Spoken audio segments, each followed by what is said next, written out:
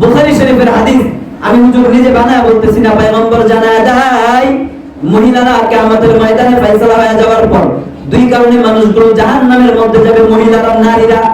নবী পুরুষের কথা হাদিসে আনে নাই, মহিলাদেরকে লক্ষ্য করে বলছি।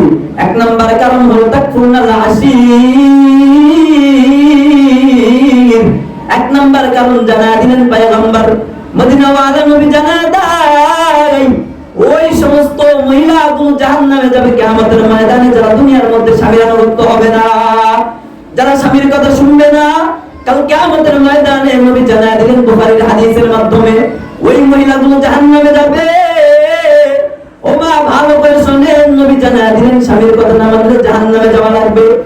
পয়গম্বর বুখারীর হাদিসের মাধ্যমে জানায় দেয় দুই নাম্বার তাকফুরনাল লাআনা। আমি মহিলার কারণ হলো জাহান্নামে যাওয়ার বড় কারণ হলো মানুষকে অভিশাপ দেওয়া। আমি দুই চারজন মহিলা যখন এক হয়ে যাই, অন্য আরেকজন মহিলাকে নিয়ে সমালোচনা করি, আরেকজন পরিবারকে নিয়ে, আরেকজনের ফ্যামিলিকে নিয়ে আমি যখন কথাবার্তা শুরু করে দেই, আপনি মা নামাজ হইতে পারেন, আপনি মা তাহাজ্জুদ পূজা হইতে পারেন, নবী জানায় দিলেন ওই মহিলা যেই হোক, নামাজি হোক, তাহাজ্জুদ পূজার হোক, রাতের বেলা তাহাজ্জুদ পড়ার পর আপনি মা দিনের বেলা যখন 4-5 জন মহিলা নিয়ে আরেক পরিবারের জন্য কথা বলা শুরু করে দিলেন, আপনার মা অজান্তে গীবত হয়ে যায়।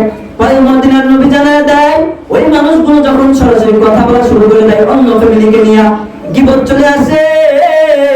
মদিনার নবী জানায় দেয় মা সারা রাত্রি তাহাজ্জুদ পড়া আপনার ওই কথাবার্তার মাঝে ভ্যানিশ হয়ে যায়।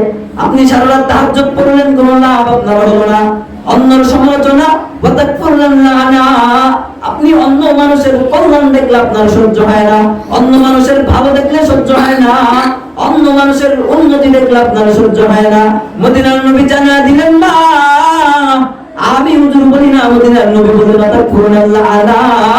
ওই মহিলাগুলো কাল কিয়ামতের ময়দানে জাহান্নামে যাবে, যেই মহিলাগুলো অন্য মানুষকে লানত দেয়, যেই মহিলা অন্য মানুষকে অভিশাপ দেয়। তাইলে এক নাম্বার কারণ মা স্বামীর আনুগত্য না করলে জাহান্নামে যাবে।